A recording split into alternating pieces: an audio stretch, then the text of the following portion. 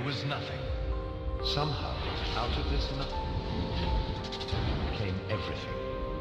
Out of this vibrant nothingness, matter, energy, space, time, consciousness, mind emerged, came out. How is it that something as unconscious as the matter of the brain can ever give rise to something as immaterial as an experience? If you want to see fear in a quantum physicist's eyes, just mention the words, the measurement problem. The measurement problem is this: an atom only appears in a particular place if you measure it. In other words, an atom is spread out all over the place until a conscious observer decides to look at it. So the act of measurement or observation creates the entire universe. Only conscious beings can be observers, then we're intimately hooked into the very existence of reality. Without us, there would just be this expanding superposition of possibilities with nothing definite ever actually happening.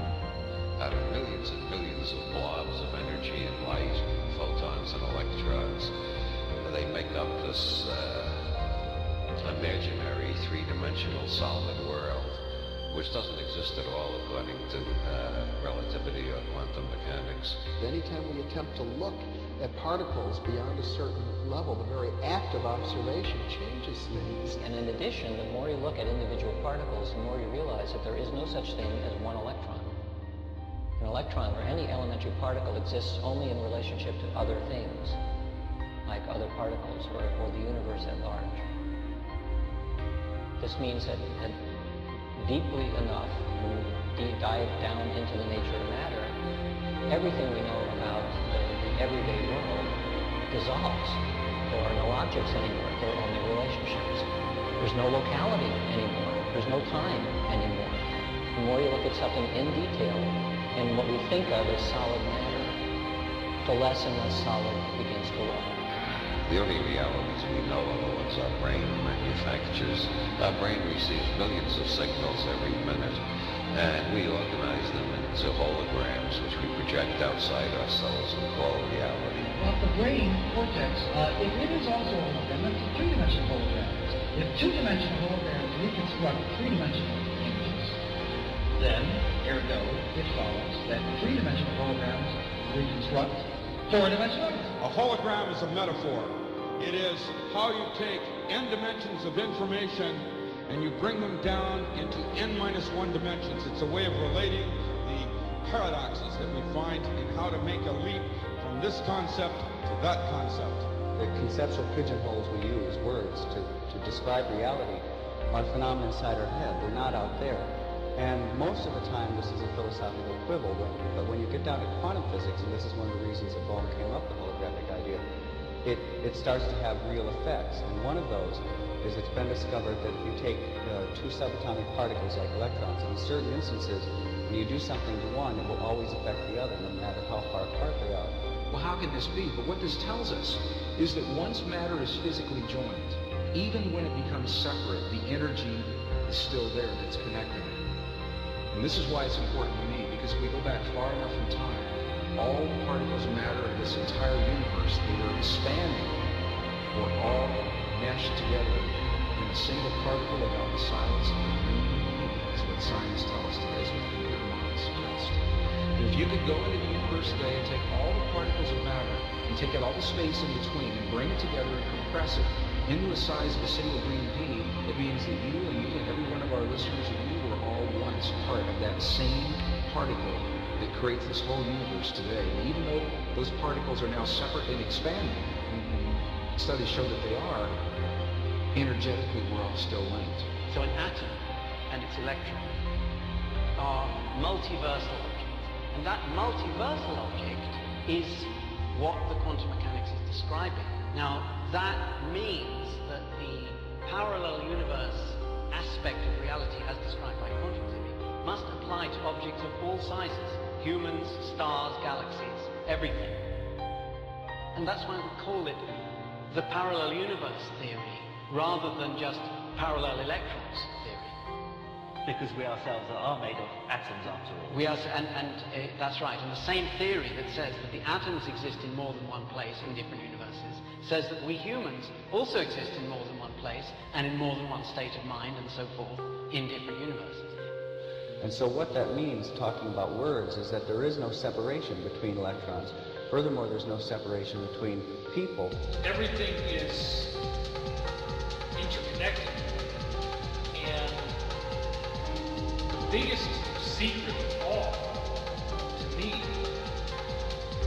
is the extent to which individuality is illusion. Illusion comes from how our mind is perceived. My illusion comes from my mind. Your illusion comes from your mind. We do not need to sort all of search anywhere else for the source of illusion.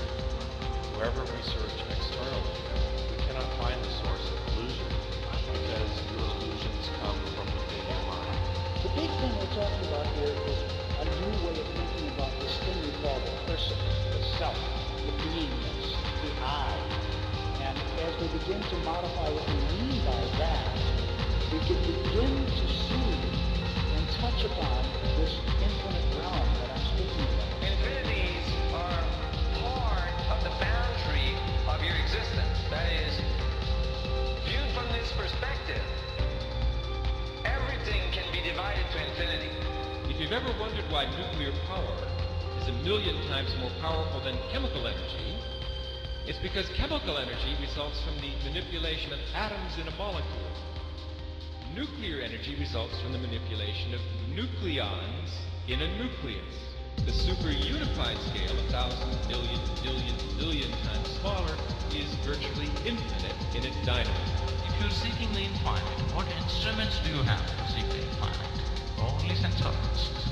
So through your sense organs, if you're seeking the infinite, it is like wanting to go to moon with a bullock cart. That is the plight of humanity right now. With a limited perception, they're trying to grasp that which is beyond. So we try to perceive at the ultimate level of reality, and we search for any kind of method. For example, new technology, atomic power, etc. But search as we might, we cannot perceive the ultimate level of reality using these mechanisms. The ultimate level of reality is fundamentally empty. We cannot find and not observable using these scientific methods. Science is involved in a perceptual enterprise, not primarily in knowledge, though knowledge appears, but knowledge is by product. And by understanding the thing, you can coherently, then our contact with it, as long as it is coherent, it shows that our understanding is correct. You see, we must distinguish between correct appearances and incorrect appearances or illusory. Your appearance now is what we call residual self-image.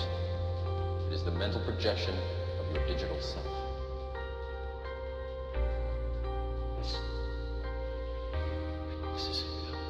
What is real?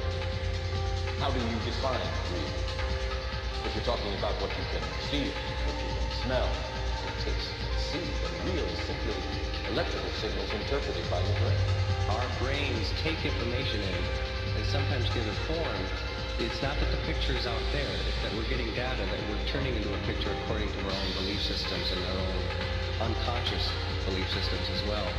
We know what is going on is that light comes in through the eye, hits the back of the retina, triggers electrochemical impulses, travel down nerve fibers to the back of the brain, where the brain very cleverly, in about a tenth of a second, puts it all together and says, this is what it looks like out there. Well, you're creating your own reality tunnel. That doesn't mean you're creating reality. Out of reality, whatever that is, out of the infinite flux of energy, you're creating your own reality tunnel, and most people are unaware of it.